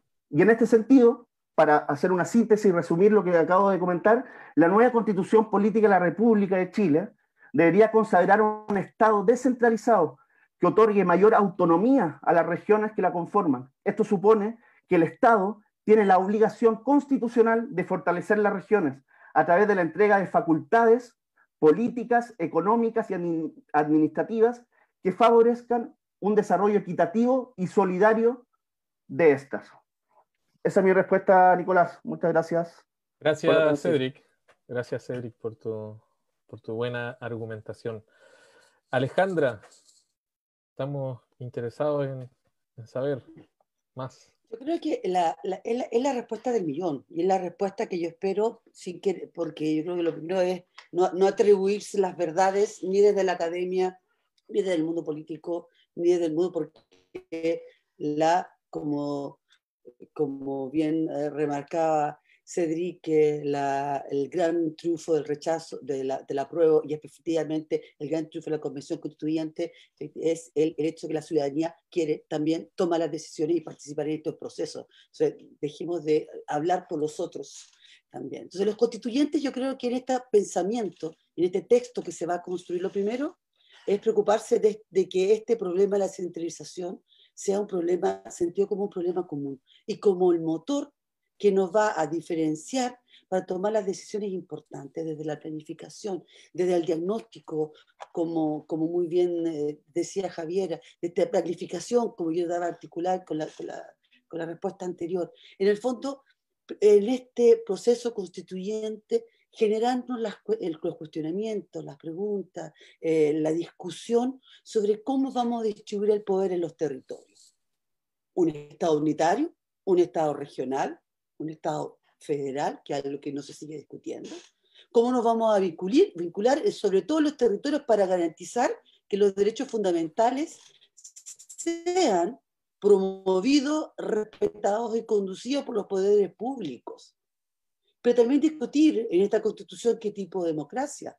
Insistimos, compartíamos el diagnóstico del hiperpresidencialismo. Queremos una democracia representativa, directa, generar otro tipo de gobierno, de presidencial. ¿Qué grado de separación también queremos con los órganos del Estado? ¿Qué sistema de gobierno queremos? ¿Presidencial, semipresidencial, parlamentario? ¿Qué órganos vamos a potenciar? Porque todos estos elementos son los elementos que circulan y que vinculan en la gran discusión que tiene que ver con la descentralización como un motor de desarrollo o como un modelo de desarrollo para nuestro país. ¿Cómo vamos a plantearlo y qué restricciones haber? Como fundación se han planteado, se han discutido siempre, o sea, sobre todo hay un grupo de 24 expertos que han ido trabajando el tema, tengo que hablar desde la institución también, de la fundación, fundación que es de participación voluntaria. Hay 5 principios fundamentales que es lo que hay que tratar de cómo instalar en la discusión de una convención constituyente que promueva la descentralización política y administrativa de nuestro país. Insisto, esto es un tema político, no es un tema de administración del Estado solamente. El principio de autonomía, el principio de prohibición de la tutela. Gran problema es la agenda corta que están firmando últimamente, rápidamente, estos últimos meses con la aprobación de la elección del gobernador, ahora con la distribución de algunos recursos para que las regiones puedan generar sus planificaciones. Efectivamente hay una tutela fundamental que sigue siendo por parte de la Subdere, que nos tienen que decir cómo hacer y cómo hacer bien las cosas en las regiones, porque las regiones no sabemos hacer las cosas. La subsidiariedad territorial, la diferenciación territorial y la coordinación. Si tengo tiempo, en el principio de autonomía estamos hablando de autogobierno, ya de tener gobiernos municipales, gobiernos regionales, y ahí estábamos aclarando, y quizás sea una iniciativa también de la constituyente, gobiernos provinciales, que en el fondo logren coordinar, prohibiendo la tutela. Yo creo que ya estamos cansados, sobre todo desde la vuelta a la pseudodemocracia, a esta democracia vigilada, a esta democracia tutelada por otros y por suprainstituciones que nos dicen cómo hacer las cosas y por qué que ellos tienen el conocimiento nato y saben cómo hacer las cosas. Esta tutela, no, las inteligencias están en las regiones. Nuestras regiones tenemos inteligencia, tenemos las capacidades para generar propuestas con sentido de realidad, con sentido de territorialidad, con rostros a estos problemas. Efectivamente, discutir otro principio fundamental, el principio del empoderamiento territorial, donde se ejerce mejor el poder, donde se pueden tomar las mejores decisiones son efectivamente desde los territorios, desde la realidad local. si hablamos del tema del agua, y aquí les tengo, estoy cerrando el ojo a Andrés, no sé si me está viendo, pero si hablamos del tema del agua, ¿cómo nos van a hablar mejor del tema del agua la gente del sector secano de la provincia del Limarí, donde su producción caprina efectivamente se ha desmedrado en los últimos años? Ellos saben cómo hablar del agua, saben de los problemas y pueden efectivamente generar propuestas desde esa mirada. Y la diferenciación territorial. Hay regiones, quizás no la nuestra, que han generado movimientos regionalistas, movimientos descentralistas, Magallanes, Aysén, Calama, que han generado algunos movimientos, sobre todo en los años 2000, 2009, proponiendo demandas locales, demandas regionales para diferenciarse, y donde efectivamente los movimientos descentralizadores o regionalistas son más fuertes que en la mayoría de las otras regiones. Y finalmente el más importante, creo que es un principio fundamental de lo que estamos hablando para poder coordinar propuestas, para poder articular estas planificaciones, estos diagnósticos, estas políticas públicas regionales, en definitiva, es la coordinación. Es el principio de coordinación concertada, empoderada, vinculante, y considerando que las unidades territoriales son autónomas y tienen efectivamente esta autonomía que debe ir acompañada de recursos financieros, de presupuestos disponibles para poder invertir en los territorios con las soluciones que se planifiquen desde los mismos. Gracias, Alejandra. Bien entusiasma esa respuesta. Este es el problema, me apasiona este tema y se nota, parece. Sí, pero es interesante porque así también da cuenta, digamos, de una demanda histórica. Se hizo bien el contexto que hay desde las regiones, ¿cierto?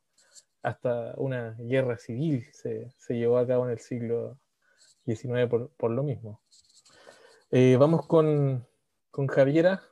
Te escuchamos para conocer tus argumentos.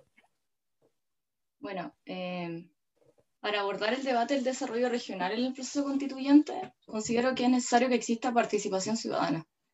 Desde el gobierno abierto, que es un paradigma que pone en el centro de la ciudadanía en los procesos de toma de decisiones, se considera que la participación ciudadana es muy relevante porque genera nuevas formas de gobernanza local. Para abrir plenamente la participación ciudadana en el proceso constituyente, es preciso, obviamente, descentralizar, fomentar la transparencia de los actos públicos, desburocratizar y apuntar hacia un sistema político que promueva la participación ciudadana, favoreciendo la organización y la expresión de la sociedad civil. Es necesario mencionar que la transparencia, la participación y la colaboración no son cuestiones idealizadas, sino que son principios reales que le permiten a la administración pública enfrentar nuevos desafíos aprovechando las capacidades de los demás sectores y actores sociales para integrarlos en el quehacer cotidiano. Ahora, el problema de la participación ciudadana en el proceso constituyente es que en el acuerdo de la élite por la paz no se definieron mecanismos de participación ciudadana más allá de los plebiscitos del entrada y de salida y de las elecciones de constituyentes. El hecho de que no existan mecanismos de participación ciudadana podría provocar efectos similares a los que se provocan con la Constitución actual, que se considere como ilegítima, que sea rechazada y que por lo tanto produzca desconfianza de la política, sus instituciones y su representación en general. Por esto, es necesario que exista un involucramiento efectivo en donde la ciudadanía incida en la construcción de una nueva constitución, pues si eso no ocurre, tendremos un panorama centralizado en donde el protagonismo se lo lleve la élite política partidista que durante los últimos 30 años ha estado en el poder perpetuando el modelo. Por ello, además de que los independientes logren participar en igualdad de condiciones que los candidatos de partidos políticos, el proceso constituyente debe poner como uno de sus focos que exista una mayor discusión en cómo asegurar que quienes sean electos constituyentes representen la mayor diversidad de opciones y de sensibilidades de los territorios. Ahora, respondiendo cómo involucrar a la ciudadanía, evidentemente es necesario que se realicen consultas con efectos vinculantes, pues que los ciudadanos se involucren es la única forma en que la Constitución tenga un foco territorial que permita el desarrollo regional, en pertinencia con las necesidades de las personas. ¿Cómo llevar esto a cabo? De la masa, en un texto chiquito que sacó sobre minutas del proceso constituyente, da alguna idea, siempre reconociendo que algunas de ellas necesitarían modificaciones legales. Primero propone las audiencias públicas, en donde las comisiones reciban en audiencia a quienes convoquen y soliciten, con la finalidad de escuchar una mayor cantidad de diversidad de organizaciones y voces ciudadanas. Otra de las ideas es una rendición de cuentas territorial, de carácter periódico, establecida reglamentariamente, favoreciendo el vínculo de las y los electos en sus territorios. Encuentros y foros temáticos públicos como este, en donde se presenten propuestas y borradores de acuerdo, lo que permite debatir los temas de interés ciudadano. Encuentros autoconvocados, que ya lo hemos visto posterior a la Revuelta Popular de Octubre, lo cual permite un mayor número de participantes y favorece que cualquier grupo exprese su opinión. Iniciativa ciudadana de norma constitucional, que establece un mecanismo vinculante que permite introducir temas de alta adhesión por firma, de alta adhesión pública al debate y, entre otras cosas, descentralización de las sedes de la convención. Establecer sedes regionales en distintos territorios, como por ejemplo en el norte, en el sur y en el centro, favoreciendo el funcionamiento, disminuyendo los traslados, la descentralización y la apropiación regional del proceso.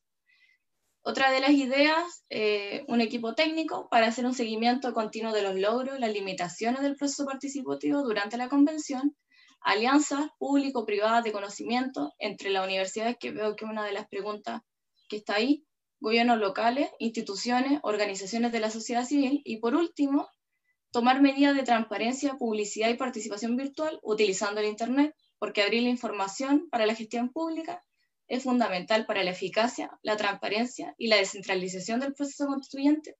¿Por qué? Porque permite acercar el gobierno a los ciudadanos y fomentar la participación ciudadana en los procesos de toma de decisión.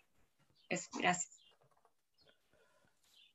Muchas gracias, Javiera, por esta interpelación a las élites. Andrés nos va a ofrecer también una respuesta a la temática. Sí, bueno, un punto de vista que lo había manifestado en la anterior intervención. Y claro, quizá yo no estoy muy de acuerdo con la pregunta por el tema del desarrollo. Para mí el desarrollo no es algo que yo por lo menos quiero alcanzar. ¿Por qué? Porque el desarrollo, yo lo veo y mucha gente lo ve en América Latina sobre todo, que el desarrollo finalmente es un discurso colonial, un discurso que viene en los últimos 70 años, que está muy vinculado al desarrollo económico, al extractivismo.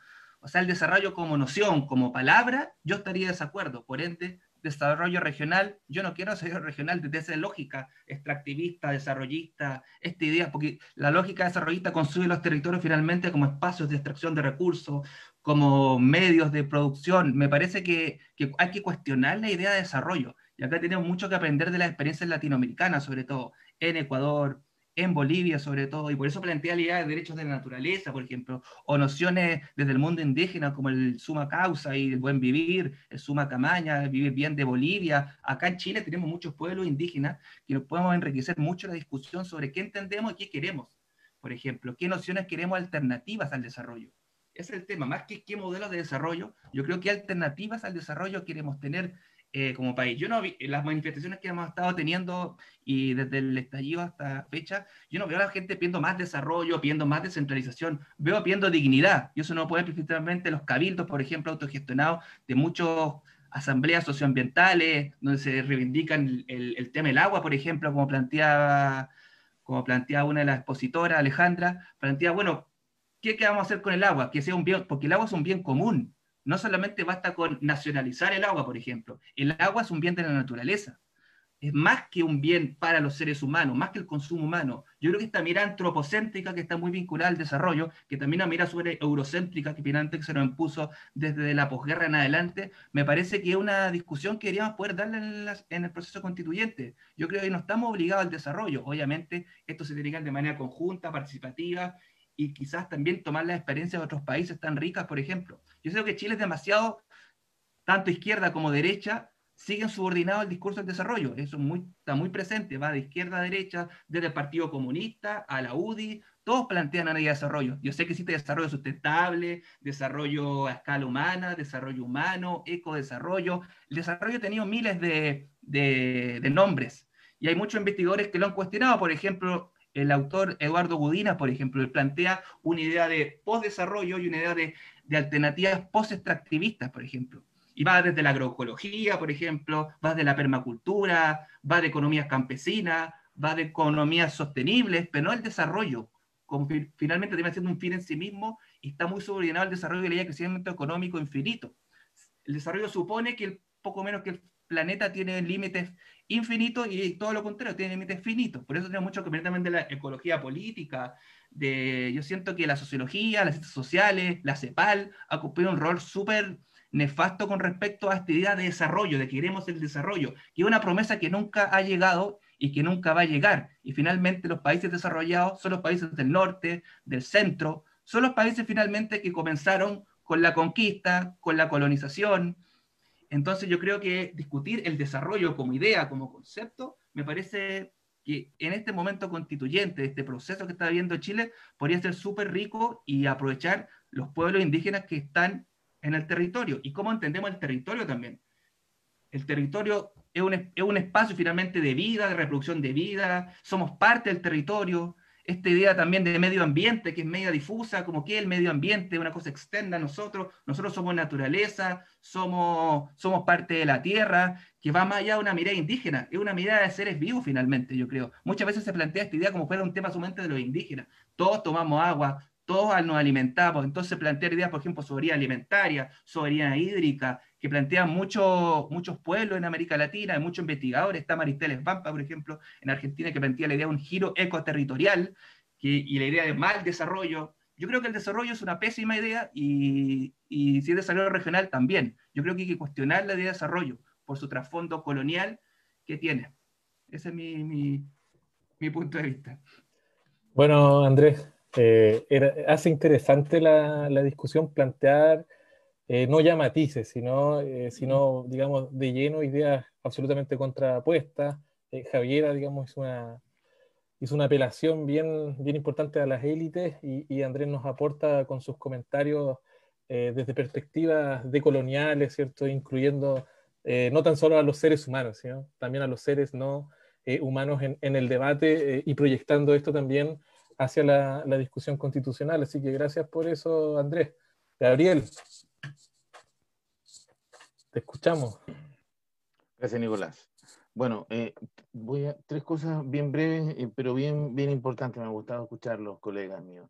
Primero, Andrés, estoy completamente de acuerdo con esta última intervención, ¿no? Me interpreta completamente, pero creo que es necesario introducir matices para el momento sociopolítico en que estamos, digamos, porque hay que ir al fondo, porque de hecho desarrollo regional es un debate hijo del Estado desarrollista, colonial, centralizado y dependiente, digamos.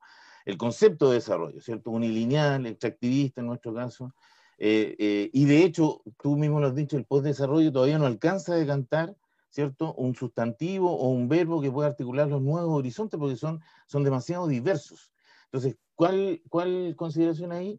Pragmatismo en la discusión política, porque no restarnos a una conversación sobre el desarrollo regional, aun cuando sepamos que el desarrollo le ha hecho muy mal a nuestros territorios, digamos, y el costo ecológico, el costo cultural, el costo en clasismo, nos va a costar muchas décadas sacarnos de eso, digamos. Entonces, participar de estas discusiones, ¿cierto? Apuntando a todo lo que el desarrollo a los siglos XX, a los CEPAL, no apuntaba, digamos. Hacer todo lo contrario a Puchuncaví y Quintero. Y eso tiene, segundo punto, la virtud de que empalma con lo local. Y aquí quiero engancharme en algo que dijo la pasada Javier en dos intervenciones anteriores sobre la proximidad. Todas las prácticas de democracia directa que conocemos, desde los presupuestos participativos, las consultas, las que nombró Javiera citando al profesor de la Masa, todas tienen un alcance espacial, tienen una talla. Ninguna de ellas se puede hacer de Arica a Magallanes, porque supone interacción, generalmente cara a cara, supone involucramiento, supone cuotas de intersubjetividad que los estados nacionales de América Latina, por su talla, no tienen, salvo Ecuador y Uruguay quizá, ¿cierto? Y la práctica del centralismo también responde a esa asimetría, más poniéndole más pelo a la sopa, ¿no? El tejido demográfico de Sudamérica es un tejido, no es casualidad que las poblaciones estén concentradas en las ciudades capitales, no es que queramos vivir así en Santiago y sea tan despoblado, es consecuencia del diseño colonial. Eso no pasa ni en India, ni en Europa, ni en Estados Unidos, ¿cierto? Y para eso hay que hacerse cargo, vuelvo aquí al comentario de Andrés, de la realidad que tenemos.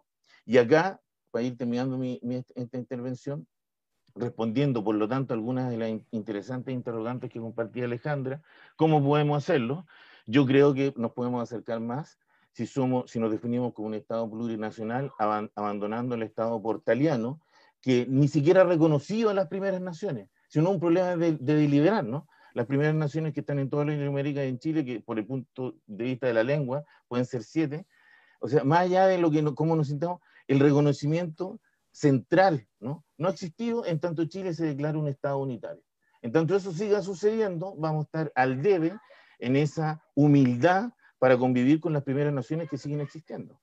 Y en la medida que la sociedad siga aprendiendo, demandando y desbordando este Estado-nación, yo creo que van a surgir estas alternativas a las estrategias de creación de valor, pero no van a surgir quizás como quisiéramos, como reacción a un proyecto nacional de desarrollo, Puchuncaví Quintero, ¿cierto? Sino que a la deliberación local subnacional. Yo insisto que ya nosotros como ciudadanos, yo veo que no solo en Chile, en América Latina sabemos lo que pasa, sabemos por qué no hemos superado el diagnóstico que tiene 90 años de la dependencia, ¿no? Exportamos materias primas, importamos valor agregado. ¿Por qué no hemos superado eso en 80 años? Sabemos que las prácticas de democracia directa complementan de una manera muy eficiente, otorgan legitimidad y pertinencia a las prácticas de la democracia representativa, ¿cierto? Sabemos que la sociedad no se conduce solamente por quien administra el Estado. Sabemos varias cosas. Sin embargo, no logramos dar el quiebre. Y yo creo que ahí hay un actor, ¿cierto?, central, que son las empresas, sobre todo las empresas medianas y grandes, y sobre todo las transnacionales, que mi hipótesis, una hipótesis un poco dramática, pero la tengo. Mientras eso no ocurra, mientras ese diálogo no ocurra, vamos a estar bastante lejos de un cambio sustantivo en lo material.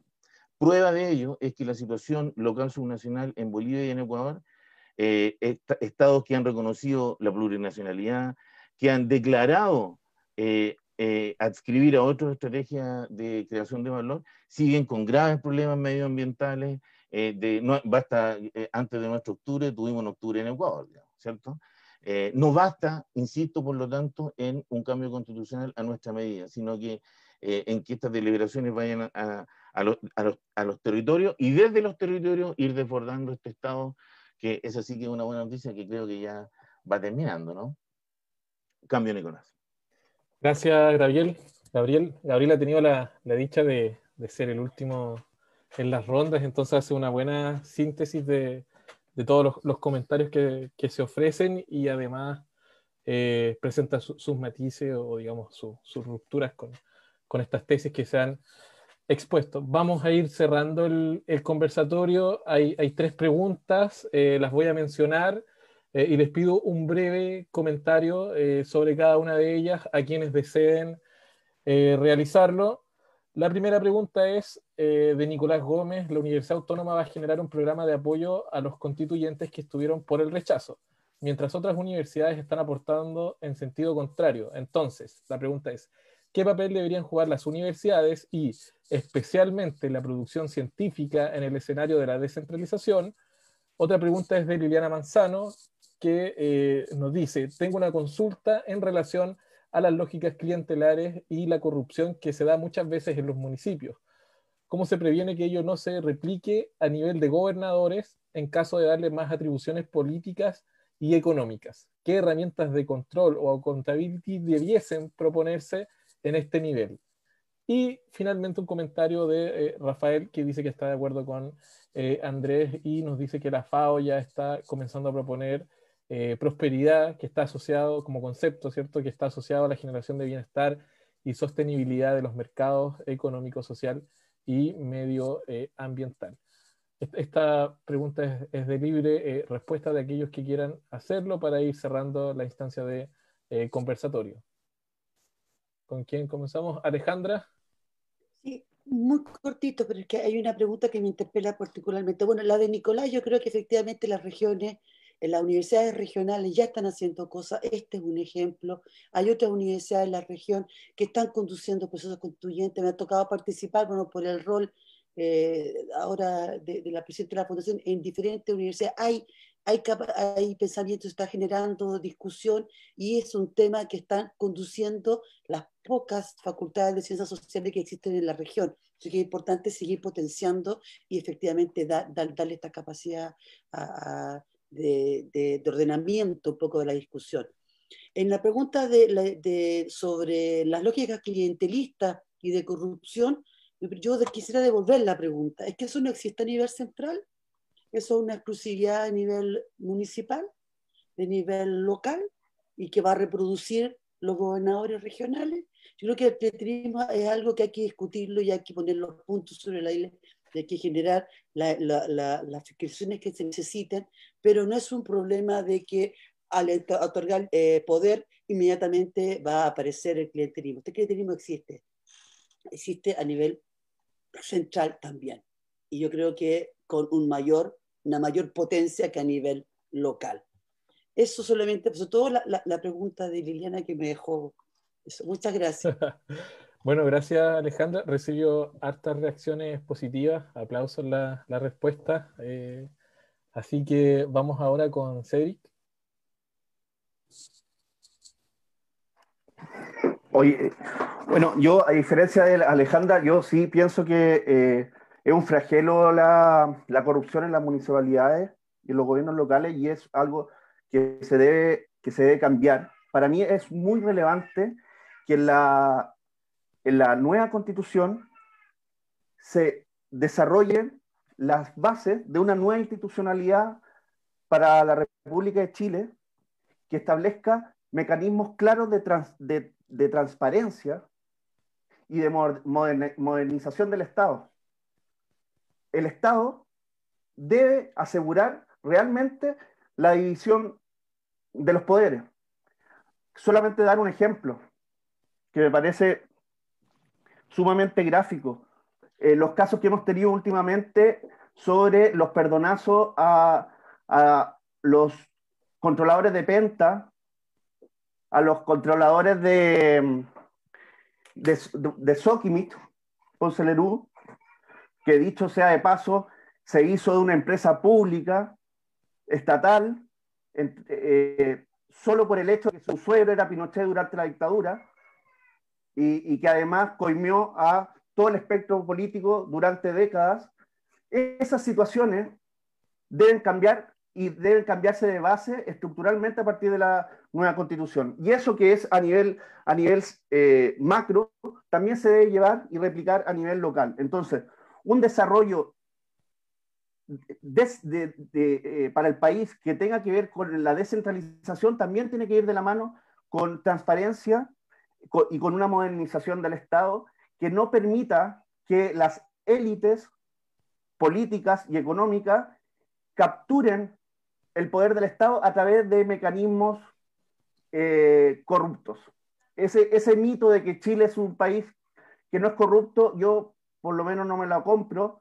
Es una corrupción que no es de las bases, no es de las bases una corrupción de la élite, que piensa que es intocable, y de hecho en la práctica parece que son intocables. ¿Cuáles son las penas para la gente de Penta?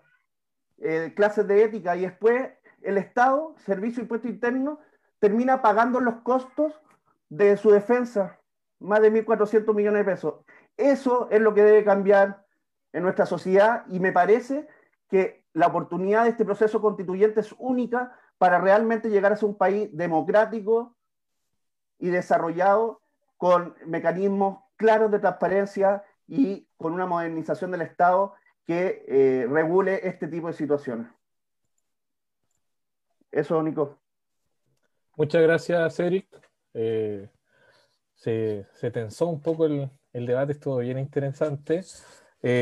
Alejandra Ivanco, bueno, dice que el flagelo es nacional y que no solo es local, y también Liliana mencionó que concuerdo con Alejandra, corrupción y clientelismo está a todo nivel, pero eso no quita que se requiera generar mejores mecanismos desde estos procesos de transformación, pensando evidentemente en la discusión de la convención constituyente.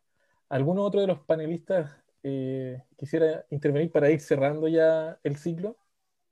Ya, yo para ir cerrando, respondiendo a la pregunta sobre corrupción y transparencia, el Consejo para la Transparencia tiene ciertas facultades.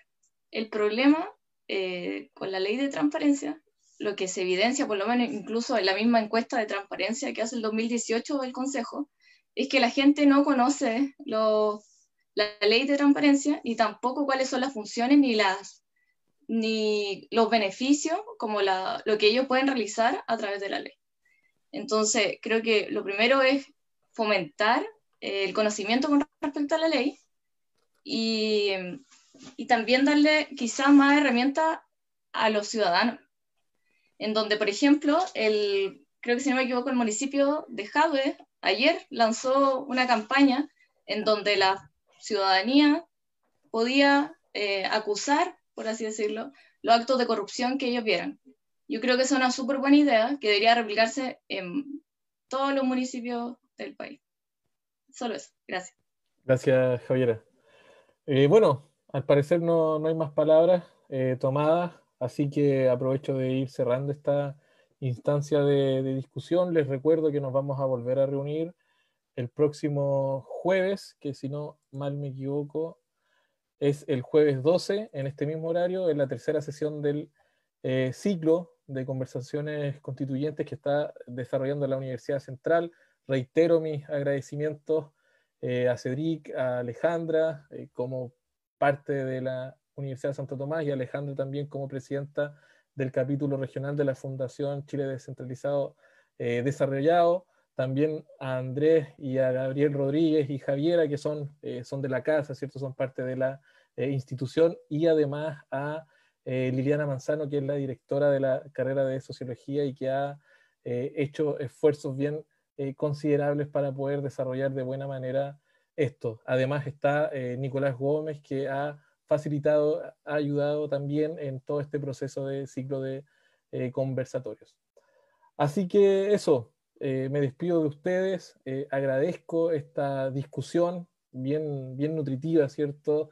A ratos se tensó el ambiente y era lo que esperábamos también realizar, y los dejo cordialmente invitados para la próxima sesión del próximo día jueves. Un abrazo para todas y para todos. Chao, Que estén gracias. muy bien. Gracias, Chao, chao muchas a todos. gracias. Chao, gracias. Chao, Muchas gracias por la disposición y la Chao, respuesta. hasta luego. Gracias. Muchas gracias. Chao, chao. Gracias. También agradecer evidentemente a las y los invitados.